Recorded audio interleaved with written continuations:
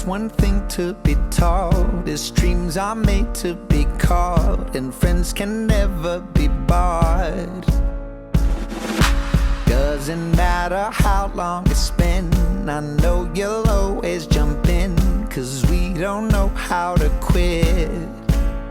Let's start a riot tonight, a pack of lions tonight. In this world, he who stops won't get anything he wants. Play like the top 1% till nothing's left to be spent. Take it all, ours to take, celebrate because we are the champions, setting it off again. Oh, we on fire, we on fire. Well, and I'm going to say this, he would not want me to say this, but this one's for Pat.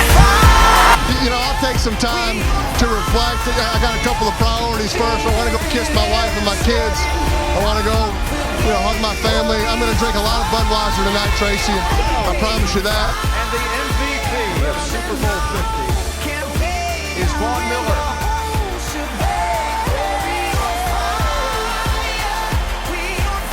Go Broncos.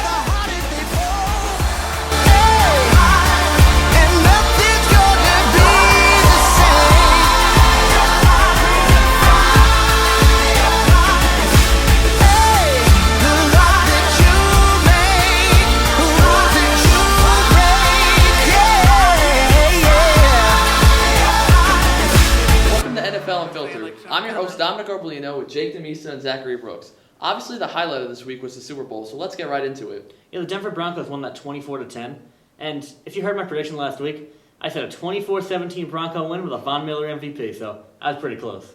Yes, you were, and once again, this game just proved that defense really does win championships.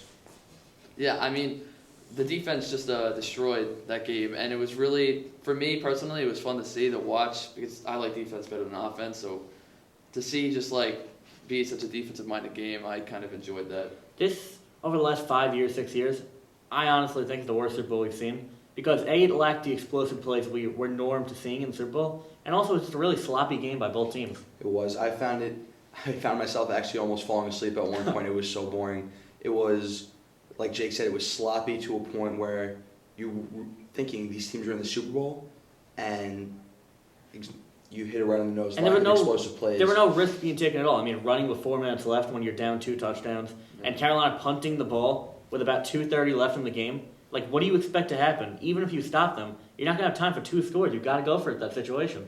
In this game, I thought the one option that Carolina didn't take, which I thought they should have actually used more than anything, was the option run by Cam Newton. Most of the year, they were trying to limit that so he doesn't get hurt, but it's the Super Bowl. Yeah. If he gets hurt, he has all of season to recover. You don't get many chances to be in this game. Exactly. But if we're going to talk about Carolina quickly, this team's only going to get better. I mean, they get the injured Kelvin Benjamin back next year, which is going to be huge for their receiving corps. And they made the Super Bowl this year, but if you look at their receivers, they're still not the best. Yeah. So Kelvin's going to be a huge addition for them, and I can see them being even better next year. Maybe even get to that 16-0 mark. Yeah, definitely. I said that last week. So, I mean, Kelvin Benjamin is definitely going to have a big impact on. I mean, you saw the rookie year he had, and it's very unfortunate that he had to tear his ACL, because to think that what would even happen if he was still here, I think they could have gone 16-0. Definitely, I think they definitely could have beat the Falcons. But I'm actually kind of shocked by the outcome of the Super Bowl, because even myself, I had the Panthers winning and almost destroying for most of the game, and then to see that outcome, I was really surprised. Well, all you seem surprised since you all got it wrong. Yeah, well, that's what happens. I mean, it's just like the Seattle Broncos Super Bowl from a couple years ago, where everyone was thinking the Broncos' offense was so high-powered that the Seattle defense wouldn't be able to handle it. It's the same exact game, just reversed, except a little less of a blowout. Broncos' defense is the one that prevailed in this, and the Panthers, who unstoppable offense, was Cam Newton did nothing. There was no dabs. Yeah, and he didn't hit them, folks. And to talk about that statement, you look at quarterback rating, something they use on ESPN a lot. Peyton Manning had the worst quarterback rating ever for a quarterback to win a Super Bowl, and it was under 10. It was a 9.9. So the fact that they won the Super Bowl means it's all defense, nothing but defense, and that's just how it happened. Well, they had one defensive score, And every time that they got the ball turned over, they were already in the Panthers. Yeah, because of Von Miller's 2 forced fumbles, which made him Super Bowl MVP and made them win the game. Yeah, which he definitely deserved because, as you just said, absolutely nobody else I can see getting that award other than Von Miller. Yeah. Mm-hmm. Other big news this week is for quarterback Johnny Manziel of the Cleveland Browns. His situation has gotten a lot worse, and the drugs and alcohol has really gotten to him now. Yeah, we've seen this throughout his career, but we're going to talk about this one event that just happened with his girlfriend. He threatened to kill his girlfriend and to commit suicide. And his girlfriend wound up in the hospital because of the beating she took from him. And I don't think he should ever be allowed to play in the league again, but he'll probably wind up getting another chance. He probably won't. I think these off-field antics are just really on another level. You see every year some big name player or known athlete gets in trouble with beating someone up, drugs, alcohol, etc. And his has been so much in such a short span of time. I don't think anyone wants to take a risk on him. There's many other quarterbacks that are at his subpar level in the NFL that they'd rather take a chance on them than sign Johnny Manziel. Talking about Johnny Manziel real quick, like I said, it's not the first time we've seen this. I mean, I can think of 5 events right off the top of my head that he's had problems with. In college, you go back to that, he's had many incidents with fans and the autograph problem he had where he was signing autographs for money. He attended a party at the University of Texas where he started a fight with them. He's been to so many bars and had so many bar fights. And also, you had the situation during his bye week where he went to LA for another party when he was supposed to be in Cleveland. So Johnny Manziel is obviously not learning. He's been in rehab, and he won't go back. So that's why you said he won't get another chance. He shouldn't get another chance. It should not happen. Well, I think it's pretty obvious that the Browns were debating releasing him anyways, but after this situation, it's pretty obvious that now they're definitely going to release him. But I think that the NFL, because they've been handling these situations wrong over the past couple of years. Because Roger Goodell doesn't know what he's doing. But I think the problem is, well, he's going to be able to play again. But like Zach said, no team is going to go after him. I don't think he's going to have any history in the NFL. So kind of like what happened with Ray Rice. Yes. And it's a terrible situation because I still would not be shocked if the Dallas Cowboys wound up getting Johnny Manziel, knowing their history, knowing Jerry Jones' history, but it's a wait-and-see approach for that Then we one. can go after RG3. If they don't get RG3, though, Manziel will be a Cowboy. And that isn't shocking to me because they also got Greg Hardy last week. Exactly. Last year. But I mean, if you look at this player, Greg Hardy has a lot of skill compared to Manziel at his position. So. And Dez Bryant. I mean, we saw the videos of him, and they went out and gave him a franchise tag and re-signed him after that. Yeah, the only difference between the players you guys are naming, Johnny Manziel hasn't proven himself in the NFL. Greg Hardy, proven defensive threat. Dez Bryant, when healthy, one of the top receivers in the NFL. Johnny Manziel, one of the lowest QBR ratings in the NFL. Good point. Also, running back LaShawn McCoy had an incident with 2 cops in a bar fight in Philadelphia. I don't know much about this yet, but judging by what I've heard, it doesn't seem good. No, one of the police officers has a fractured skull and is now in critical condition. The other has not been released. There hasn't been any medical information released about the other yet. But Sean McCoy, what are you doing? You should be in jail, kicked out of the NFL, released from your team. Anything else morally wrong should happen to you. Well, if this all happened, I can't see him being a Buffalo Bill next year.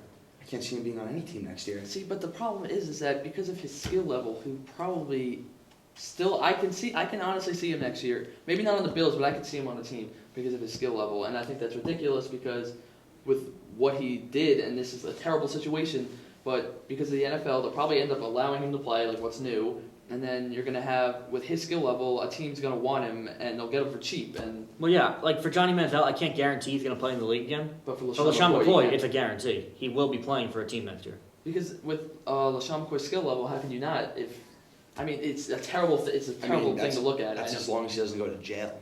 Yeah. Which you've seen in the past, other people go to court and have things investigated against them for assault. None of those things have been against police officers. Police officers aren't going to be bribed. They're not going to be mystified by all these famous athletes throwing money at them. They're just saying, no, you just beat up a police officer. You're going to jail. That is true. It's not like Johnny Manziel beat up his girlfriend. He's probably going to give her money or jewelry not to go to jail. That's not going to happen with those guys. He almost killed him. Yeah, well, I mean, with the situation, will this hurt the Bills? Obviously, that's not a big priority here because we're more so worried about the two officers, but will this hurt the Bills if LaShawn McCoy is not on the team next year? Obviously, if you're losing someone with that skill set, but I'd also like to see Carlos Williams play more. Yeah. Because what you've seen from him, he also had a 6 or 7 game stretch with a touchdown until he had a concussion, wasn't able back in the league for a couple of weeks. I'd like to see him play a lot more and get more touches than LaShawn. Obviously, LaShawn McCoy and his skill set, it's always going to be detrimental to lose, especially if Carlos Williams was learning from him because he's a great mentor. But there's no exceptions to this. It's too outrageous. And that's what I was thinking too. I was about to say Carlos Williams really had a good year for the Bills as a backup, and I think he's ready right away to be a starter. Especially since LaShawn McCoy did miss a lot of games with an injury last year, and he came in and played really well. Yeah. Well, I could see the Bills getting rid of McCoy for Williams because I mean, what and you're getting younger at the position too. So. Definitely. Well, now it's time for our new segment, the 90-second summary with Joe. Hi, I'm Joe, and today we're going to do our first 90-second summary, and it starts right now. Wide receiver Riley Cooper cut by the Eagles, linebacker Justin Durant and safety William Moore cut by the Atlanta Falcons. Guard Jerry Evans cut by the New Orleans Saints, safety Michael Griffin cut by the Tennessee Titans just this morning. Is Peyton Manning going to retire? What other better way is there to retire than going out on top as a world champion? So I say yes to that. Colin Kaepernick or Ryan Fitzpatrick for the New York Jets? I'm going to say Ryan Fitzpatrick stays because Brandon Marshall likes him there. But I do think Colin Kaepernick would be a great long-term solution to their quarterback problems. Let's go over the NFL awards now. MVP is quarterback Cam Newton. Offensive Rookie of the Year, running back Todd Gurley. Defensive Rookie of the Year, cornerback Marcus Peters. Offensive Player of the Year, Cam Newton. That's 2 awards for him. And let's move on. Defensive Player of the Year, J.J. Watt. Comeback Player of the Year, safety Eric Berry. And Coach of the Year, none other than Carolina Panthers head coach Ron Rivera. 1 minute and 3 seconds. Not bad. I'll send it back to you guys in the studio. Thanks, Joe, for the rundown. Now it's time to talk about other big news and another retirement in the league, running back Marshawn Lynch, who's a Buffalo Bill to start his career and a longtime Seattle Seahawk. Yeah, it's sad to see. He was a fun guy to watch. His post-game interviews were always entertaining, whether they win or lost. Mostly win with him because he's such a dynamic and helpful player to have on a team. But I'm very interested to see who they bring in as running back now. I know they had Christian Michael for a little bit and Thomas Rawls, but you never know who's going to end up there. We have to think Thomas Rawls now takes over as the starting running back after what we saw last year. I mean, Lynch only played 7 games last year with injuries.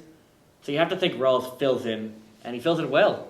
Yeah, I mean, and that's another reason for Lynch retiring is that he saw that he was injured a lot, so it's just like his career had to end sometime, and running backs' careers always end shorter because they're constantly getting hit. So, I mean, it's reasonable, but it's just, again, sad to see. But Lynch only played 9 years in his career, so he didn't really have to retire. He chose to. And I don't know if he chose to at the right time. I mean, yeah, it's his life, but I think he still has something left in the tank.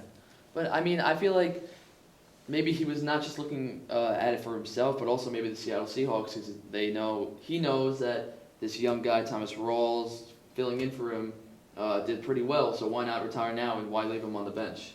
You know, when he knows that his career could be at risk because of injuries and whatnot and his age, so maybe he did this not just for himself, but also for the Seattle Seahawks. But no one knows that for sure if he's doing it for Thomas Rawls, because if he's doing that for Thomas Rawls and the Seattle Seahawks, that is a different level of loyalty and respect for a team than we've ever seen.